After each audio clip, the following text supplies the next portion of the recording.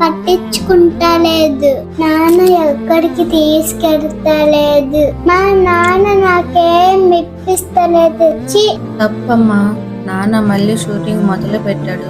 నీకోసమేగా, నువ్వేగా నాన్న షూట్ చేయమని చెప్పావు.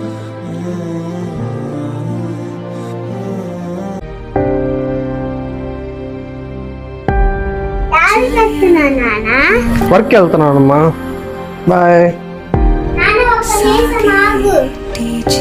ఏందమ్మా చెప్పు. నాన్న నువ్వు మళ్ళీ వీడియోస్ చేయవా? నువ్వు చెప్పు, చేయమంటావా వీడియోస్? నాన్న నువ్వు వీడియోస్ చేయి.